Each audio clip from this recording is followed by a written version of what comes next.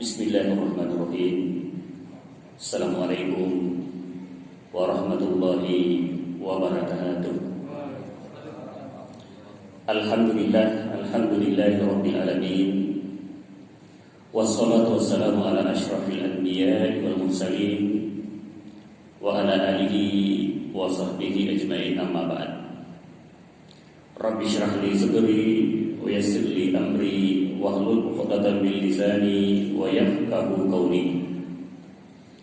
Jamaah maghrib yang dimuliakan oleh Allah Subhanahu wa taala,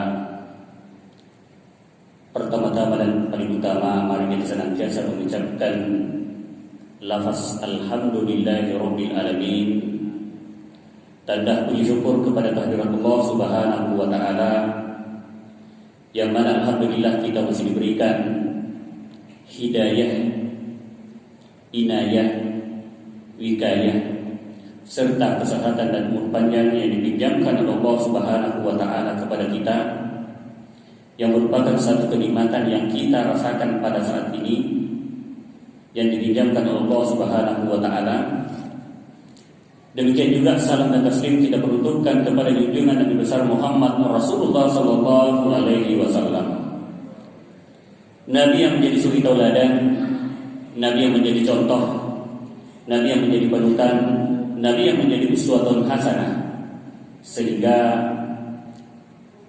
di setiap aktivitas keseharian kita, baik yang konsepnya muamalah, apalagi yang konsepnya ibadah, hubungan kita dengan Allah Subhanahu wa taala, sekali lagi ada pegangan, ada contoh untuk hidup di dunia menuju ke akhirat kelak biiznillah. Jemaah yang dimuliakan oleh Allah Subhanahu wa taala, pembahasan kita masih seputar tentang rukhsah, yaitu keringanan. Kalau berbicara tentang rukhsah, ini rukhsah lebih banyak kita bahas ketika berbicara tentang sholat. Rukhsah dalam apa namanya? Rukhsah dalam puasa misalnya, dalam kewajiban-kewajiban yang lain. Kalau puasa, ketika pada bulan suci Ramadan, Anda dalam keadaan sakit, Anda dalam keadaan musafir, dengan ketentuan daripada mazhab bahwa sekitar 86 km sudah bisa menjalankan yang namanya rukhsah, menjalankan keringanan itu. Tetapi dalam konsep sholat banyak sekali hal-hal yang dibahas tentang rukhsah dalam praktek sholat itu, yang mana bahwa Allah Subhanahu wa taala memerintahkan kepada kita ketika kita mau sholat berdiri. Kalau tidak sanggup berdiri, duduk. Tidak sanggup duduk, baring, dan seterusnya. Dalam hal ini banyak sekali pertanyaan. Andaikan dia sakit misalnya, tetapi ketika ia berdiri tambah sakit misalnya, itu bagaimana hukumnya? Sehingga dikatakan di sini, anna ahkam syariati kulliha taduru ma'al yusri was-sa'd. Jadi ketika berbicara tentang rukhsah, itu berbicara seputar tentang keringanan. Berbicara tentang keringanan. Sehingga Allah Subhanahu wa taala berfirman dalam Al-Qur'an, yuridullahu bikumul yusra wa la yuridu bikumul usra. Allah Subhanahu wa taala menginginkan kemudahan kepada kalian, tidak menginginkan Anda hal-hal yang memberatkan. Inilah yang dimaksud dengan rukhsah.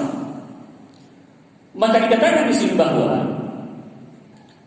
rukhsah tubihu lil maridi, farahqasa tubihu lil maridi an yatakhallafa an salatil jum'ati wal jama'ati fi wa zalika fi halati adamil qudrati ala dhahab ila masjid wal musyawarati fi tahqiqi maqsudi salatil jum'ati wal jama'ati syar'an. Dikatakan bahwa diberi rukhsah atau diringankan atau dibolehkan dibolehkan bagi orang yang sakit ayyatakhallama an sholatil jum'ati wal jama'ati.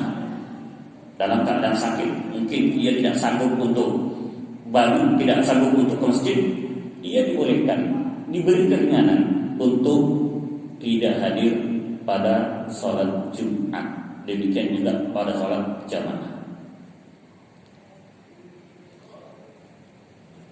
Dalam keadaan apa? Fi halati adami qudrati ala dhahab ila masjid. Ketika ia dalam keadaan sakit keras, ia tidak sanggup melangkahkan kakinya untuk menuju ke masjid, maka ia mendapatkan keringanan. Kenapa? Karena ia dalam keadaan sakit, tidak mampu melangkahkan kakinya menuju ke masjid untuk melaksanakan sholat Jumat, ataupun misalnya sholat berjamaah. Kita sampai bahwa hukum sholat Jumat adalah hukumnya fardu atau wajib. Sholat berjamaah hukumnya sunnah muakkadah.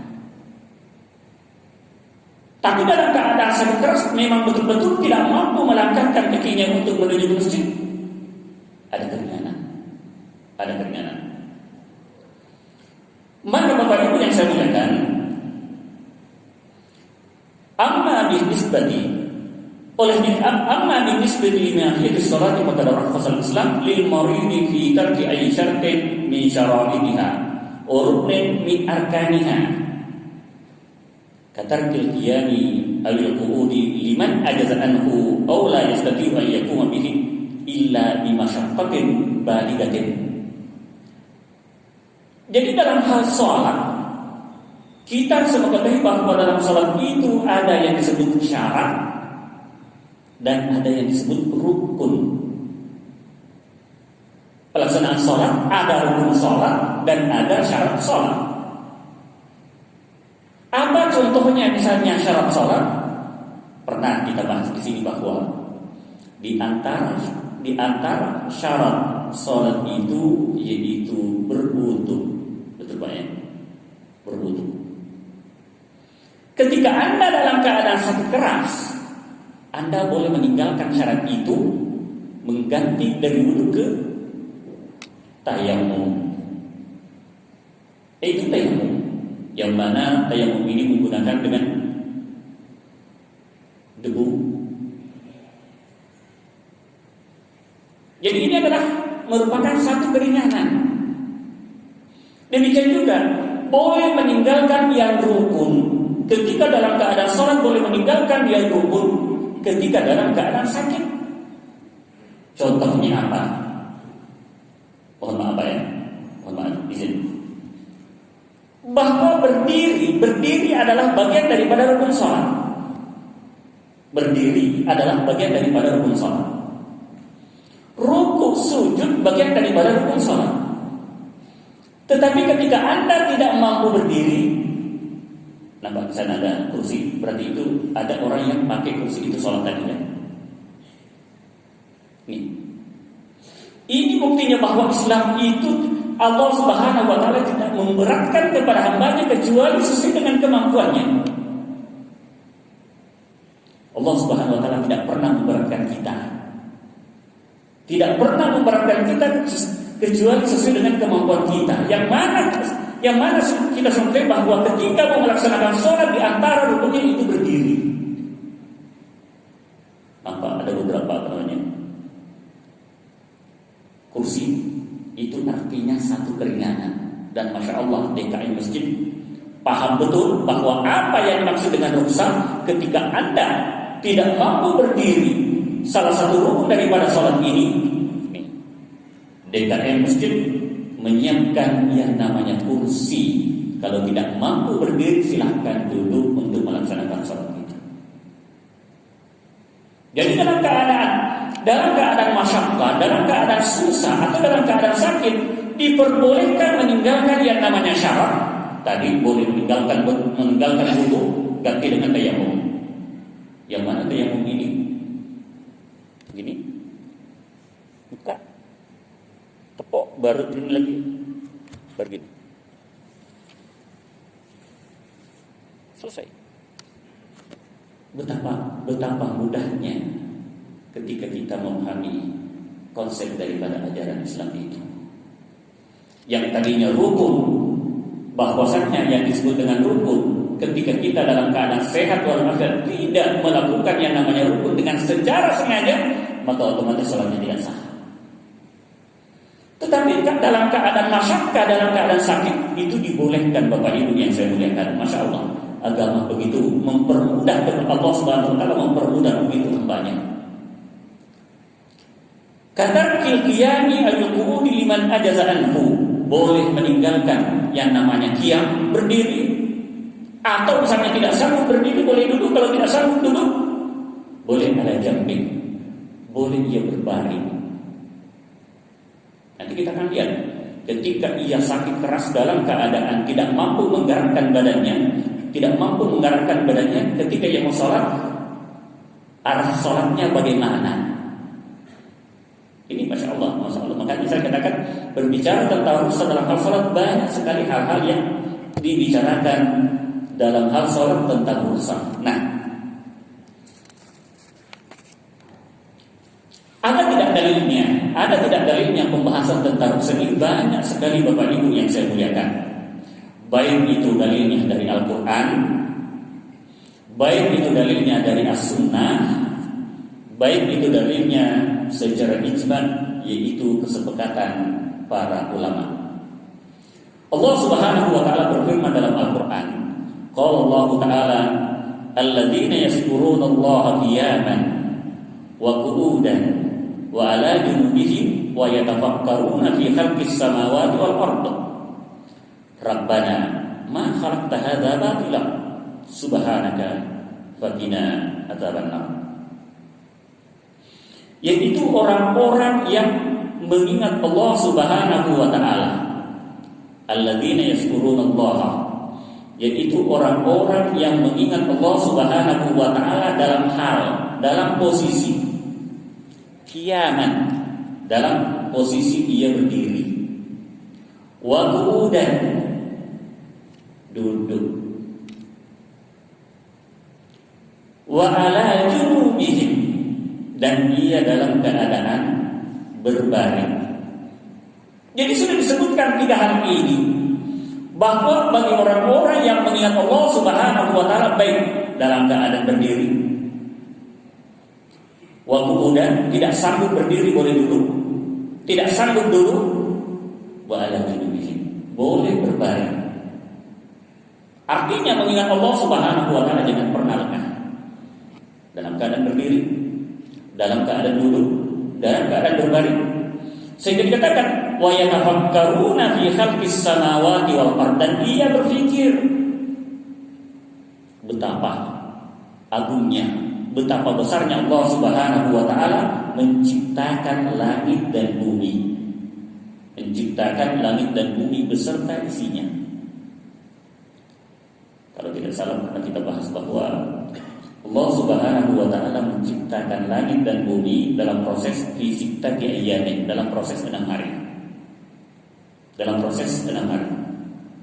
Kalau kita berbicara tentang hari Ahad, Senin, Selasa, Rabu, Kamis, Jumat, 6 hari. Ahad 1, Senin 2, Selasa 3, Arbi'a 4, Al-Khamis 5, Al-Jum'ah, yaitu Jumat artinya kumpul. Hari Ahad disebutkan dalam kitab Al-Qasasul Quran bahwa pada hari Ahad diciptakan sama langit, lalu diciptakan ard, bumi. Rabu dan Kamis diciptakan segala isinya. Dan hari Jumat disebut dengan Sayyidil Ayyam, penghulu daripada hari-hari yang ada, di mana Nabi Adam alaihissalam diciptakan. Maka disebutlah hari Jumat dengan Sayyidil Ayyam, yaitu Jumat, karena pada masa itu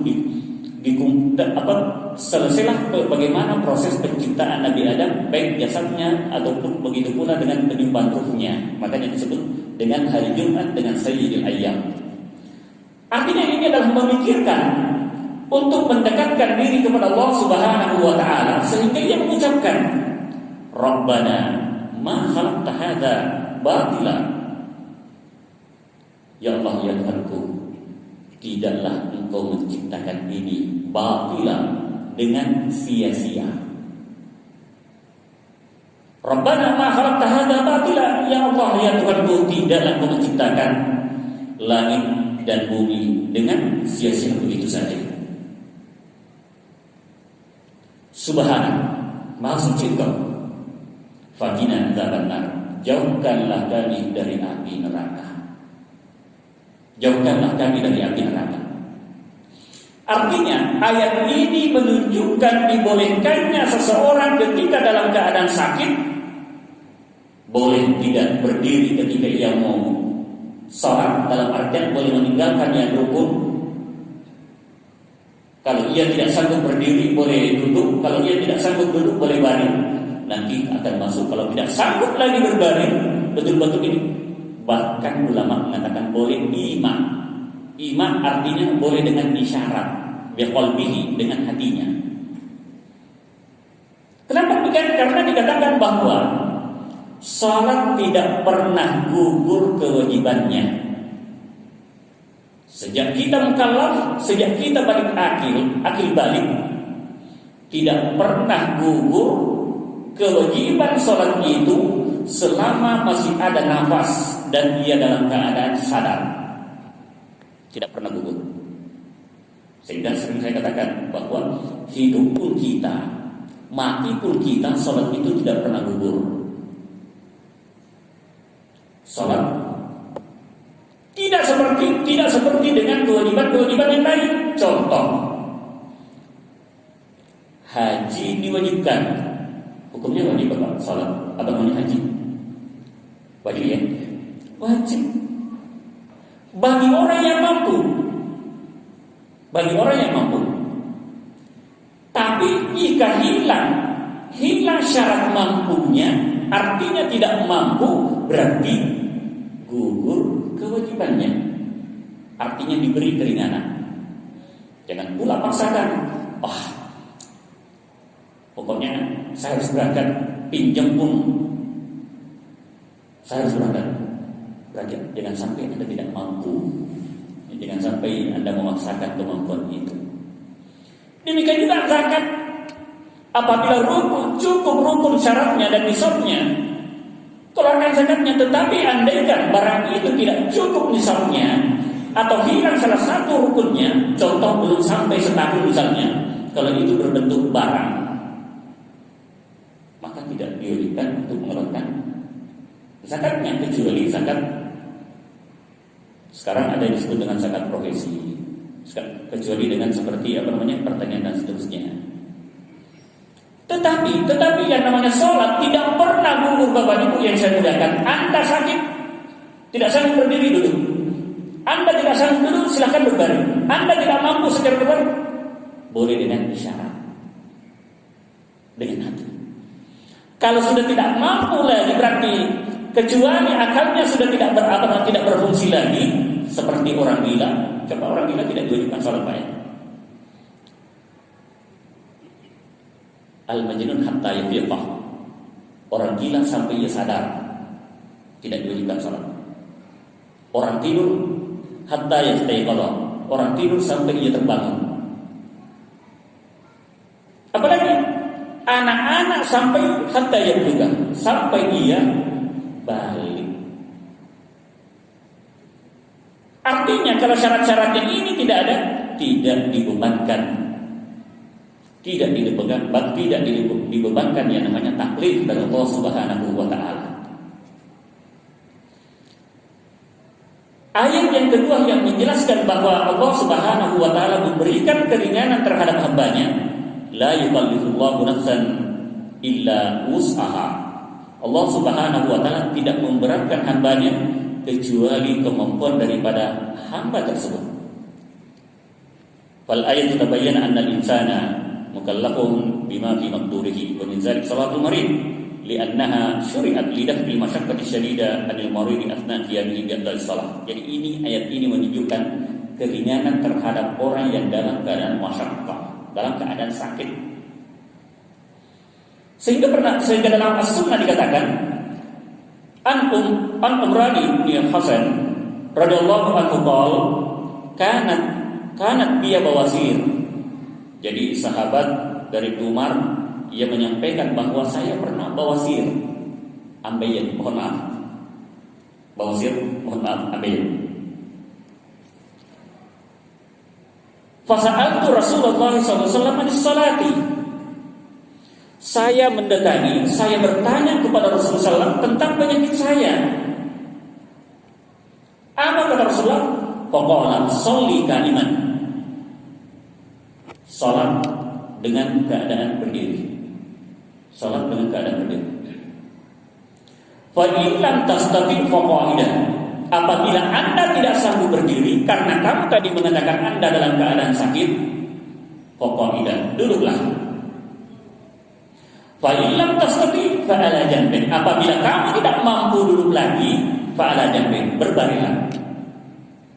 Jadi tentang rukhsah ini daripada dua ayat kita baca, demikian juga hadis. Nah, yang terakhir al-ijma'. Ajma' al-ulama ala anna al-marida mukhatabu bi ihdaris salati wa annahu yasqutu anhu fardhu qiyami ila yastati wa yusalli jalisan wa kadzalika yasqutu anhu fardhu ruku' was sujud illa idza lam yastati'huma aw ahaduhuma wa yumi makanan. Jadi telah menjadi kesepakatan ulama bahwa orang sakit pun juga diwajibkan baginya untuk melaksanakan salat. Muhatabun lil marid. Jadi orang sakit pun wajib baginya untuk melaksanakan salat. Wa annahu yasqutu anhu fardul qiyam idza lam yastati'hu. Baginya boleh duduk apabila ia tidak mampu berdiri. Jadi telah menjadi kesepakatan ulama, baik dari ayat ataupun sunnah, dan juga ulama menjadikan itu kesepakatan bahwa apabila Anda mampu berdiri silahkan berdiri, tetapi apabila Anda dalam keadaan sakit tidak bisa berdiri, silahkan duduk. Apabila Anda tidak bisa duduk, silahkan berbaring. Apabila Anda tidak mampu melakukan kedua itu, silahkan dengan isyarat. Silahkan dengan isyarat.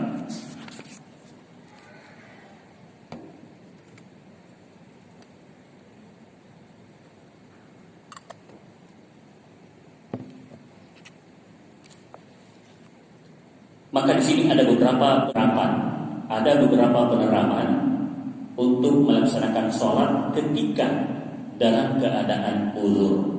Contoh yang pertama, Idza kana al-maridu qadiran 'ala al-qiyam yusalli qa'iman.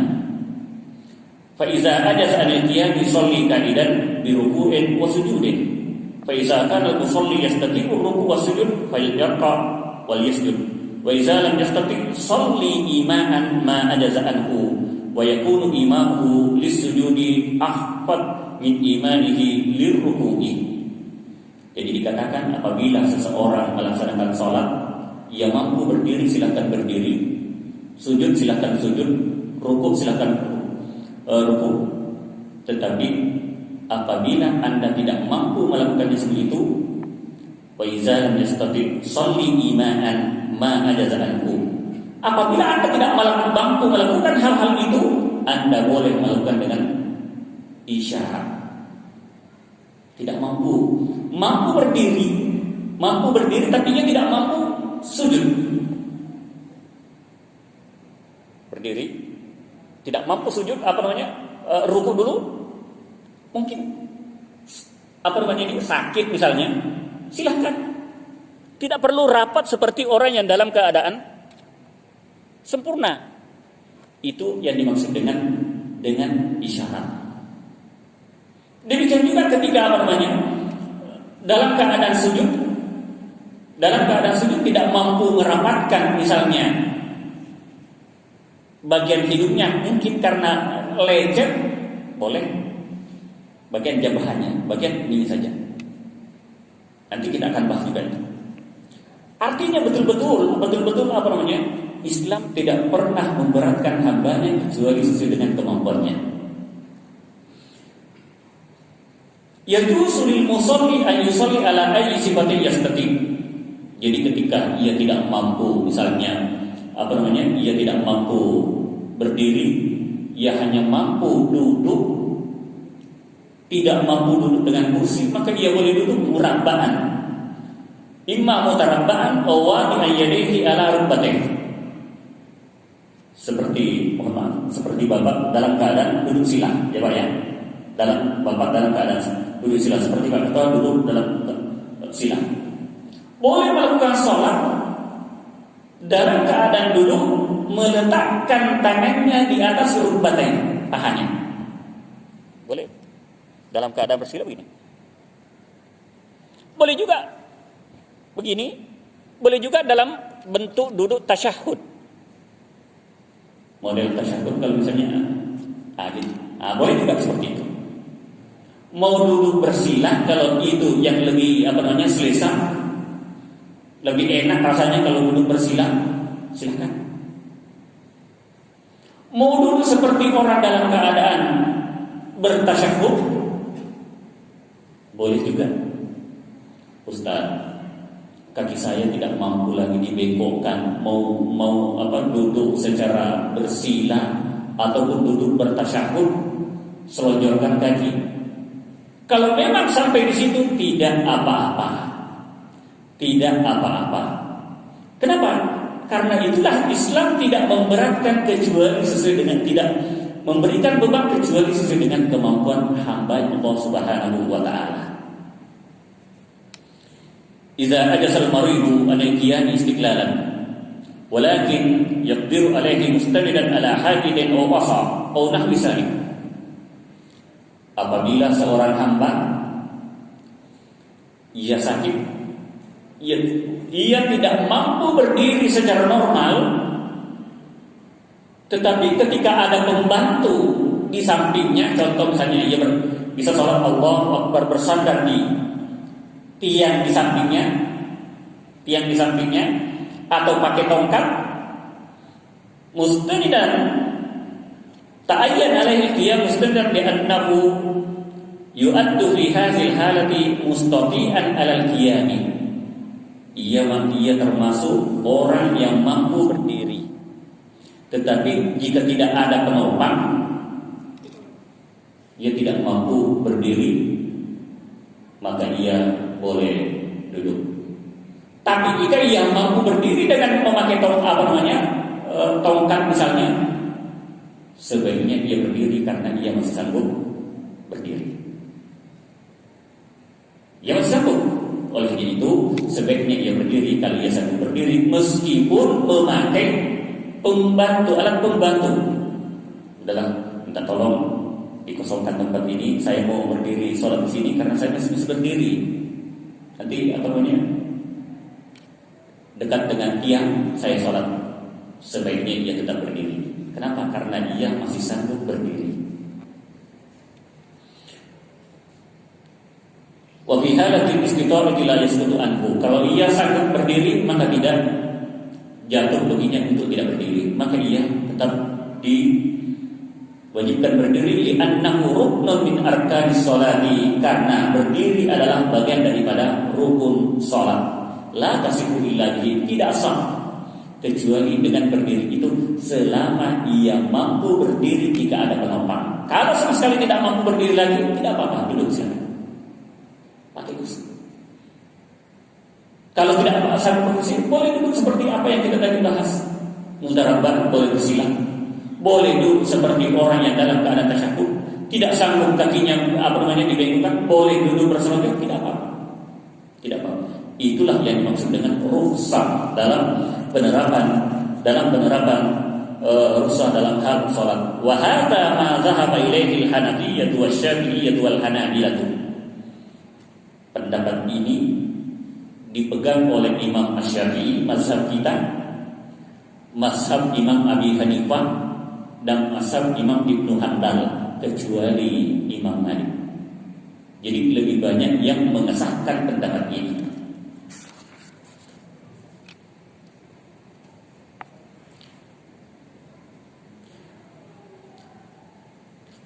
Iza ada salmaridu al-qiyami muntasiban kaman tubuh zamrihi li zamanihi aw qabr aw ghairihima wa sara qarakib.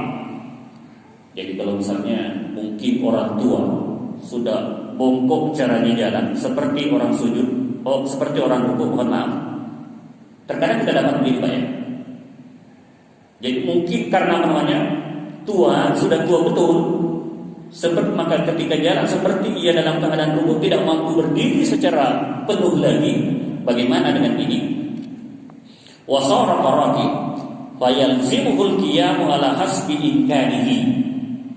Maka wajib baginya berdiri sesuai dengan keadaan yang ia rasakan pada waktu itu. Kan terkadang kita dapat orang tua yang sudah seperti rukuk ketika sholat, maka ia tetap diwajibkan berdiri sesuai dengan kemampuannya ketika ia masih sanggup berdiri. Fa idza arada ruku' zada fi minhar hasba qudratihi. Apabila ia mau ruku', tambah saja sedikit. Karena sudah seperti orang yang ruku'. Inilah artinya bahwa berdiri adalah bagian daripada rukun salat. Nah, ini ada yang menarik.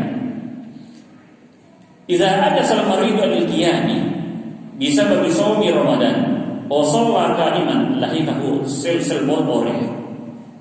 Jadi dia mungkin sakit kalau ia berdiri mungkin ia misalnya penyakitnya kambuh seperti yang namanya tasalsul baul. Ini terkadang yang berumur 60 tahun, 65 tahun ke atas biasa merasakan namanya tasalsul baul. Sedikit-sedikit keluar air kencingnya. Terkadang ya, yang mudah-mudahan belum merasakan. Tetapi terkadang ketika berumur 60-65 tahun terkadang merasakan seperti itu. Nah, sama halnya dengan perempuan yang mengalami yang namanya istihadah. Apa yang dimaksud dengan istihadah? Karena hanya perempuan yang mengalami yang namanya istihadah. Perempuan ketika bulanan disebut dengan haid. Lamanya paling lama 15 hari. Melahirkan namanya nifas. Lamanya 40 hari. Artinya apa? Apabila ia haid sudah lebih 15 hari masih ada darah yang keluar, itu disebut istihadah. Demikian juga ibu-ibu yang melahirkan sudah lebih 40 hari masih ada darah yang keluar, itu disebut dengan istihadah. Kita sama ketahui bahwa orang haid, orang nifas hukumnya tidak boleh sholat, tidak boleh puasa, tidak boleh berhubungan suami istri, tetapi istihadah masih ada darah yang keluar, tetapi dihukumi seperti orang yang suci. Apa maksudnya? Jadi perempuan yang mengalami haid sudah hari ke-16, berarti Anda sudah seperti dalam keadaan suci, orang suci. Sudah nifasnya sudah hari ke-41, masih ada darah keluar, berarti itu istihadah seperti orang yang suci. Maksudnya apa? Seperti orang yang suci, ia tetap diwajibkan untuk sholat, ia tetap diwajibkan untuk berpuasa.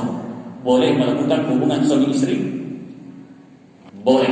Kenapa? Karena dihukumi seperti orang yang suci. Lalu bagaimana penerapannya ketika ia mau sholat? Dalam kitab fikih disebutkan bahwa orang yang tasalsul baul, tadi sedikit-sedikit kencing, atau orang yang istihadah sedikit-sedikit, orang istihadah, orang yang dihukumi seperti orang yang suci, ia mengambil air wudu atau ia ke toilet, sebentar lagi waktu azan masuk, ia masuk ke toilet membersihkan kelaminnya, mohon maaf, membersihkan kelaminnya, lalu membalut dengan pembalut, lalu ia berwudu. Nah, perempuan yang istihadah ini, kalau ada darah keluar ketika telah berwudu, dalam keadaan sholat ada darah keluar tetapi sudah dibalut, sholatnya tetap bersih, sholatnya tetap sah. Bagaimana dengan kesalsul baul? Juga tadi sudah dibersihkan lalu dibalut, ia sholat, ternyata ada air kencing keluar pada waktu sholat, sholatnya tetap dianggap sah. Kenapa? Karena dalam keadaan sakit. Hukum wudu yang ia lakukan oleh orang istihadah dan orang yang tasalsul baul tadi, sedikit air kencing keluar, satu wudu, satu sholat fardu.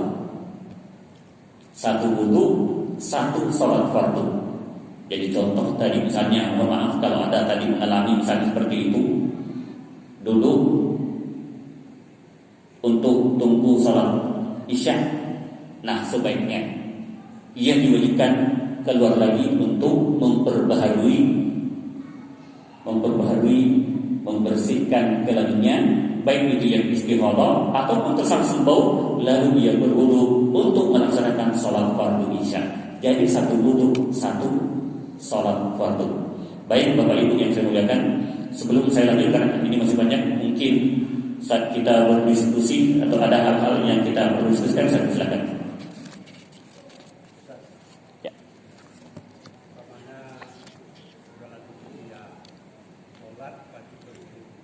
Ya. Ya.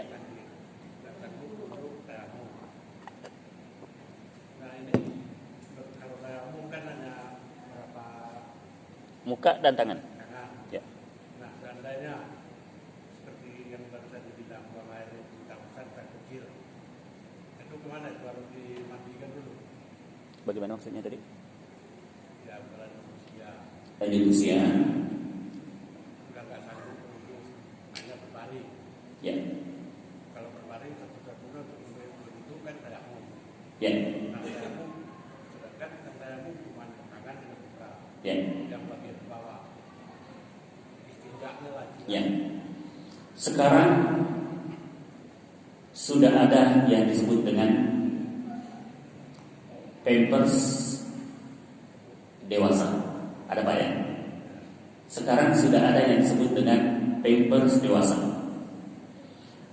Kalau orang tua yang sudah uzur tidak sanggup lagi mengurus dirinya, sedikit-sedikit kencing, tetapi ada pampers yang bisa sebagai jaminan tidak keluar air kencing kemana-mana, silakan tayamum dan melaksanakan sholat, karena itu seperti orang yang dalam keadaan tasalsul baul. Karena kalau tasalsul baul kan masih sanggup ke toilet, masih sanggup mengurus dirinya, ya.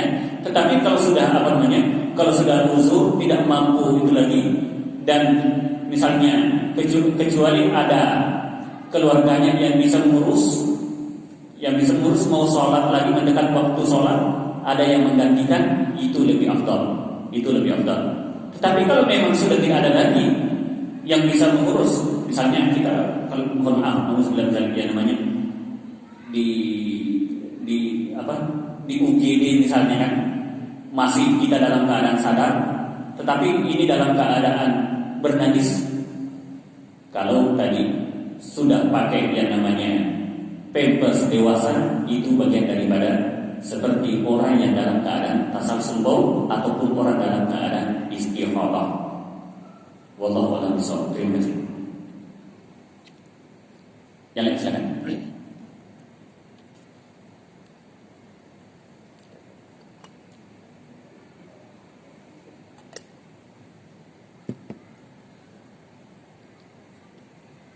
Dan baik.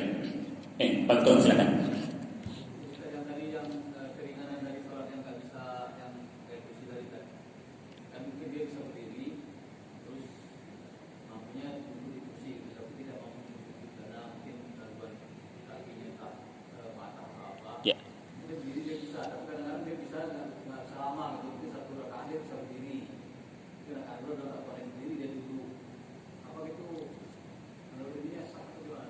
Baik. Di awal sholatnya ia mengikuti imam berdiri, betul betul. Tetapi dalam perjalanan sholatnya tiba masa duduk ia duduk. Artinya dari berdiri ke duduk, apakah itu sah atau tidak? Sholatnya tetap dianggap sah. Kebetulan belum dibahas tadi permasalahan itu tadi di sini. Ada berdiri duduk dan ada duduk berdiri. Apakah itu sah? Menurut kesepakatan ulama itu tetap dianggap sah. Itu tetap dianggap sah. Wallahu a'lam bishawab. Terima kasih Pak Ketua. Ada lagi? Isya jam 2 menit lagi. 2 menit lagi ya. Jadi Bapak Ibu yang saya muliakan, pada dasarnya kesimpulannya sebelum kita membahas hal itu andaikan seperti ini, bahwa Allah Subhanahu wa taala dengan konsep la yukallifullahu nafsan illa wus'aha, Allah Subhanahu wa taala tidak pernah memberatkan hambanya kecuali sesuai dengan kemampuannya. Tadi kalau misalnya kita tahu bahwa berdiri adalah bagian daripada rukun sholat, tetapi ia tidak sanggup berdiri, ia hanya sanggup duduk, atau misalnya ia berdiri lalu ia menyambung sholatnya duduk karena mungkin sakit bagian belakang sehingga tidak mampu ruku, maka ia sholat dengan ruku dengan konsep isyarat, kepalanya agak ke bawah, lalu tetap duduk ketika ia dalam keadaan tasyahud, duduk, mau berdiri, orang dalam keadaan berdiri, ia kembali berdiri kalau ia sanggup berdiri. Inilah buktinya bahwa Allah Subhanahu wa taala tidak pernah memberatkan hambanya kecuali sesuai dengan kemampuannya. Yang jadi masalah kalau hal itu kita tidak mengetahuinya. Yang jadi masalah kalau hal itu kita tidak mengetahuinya.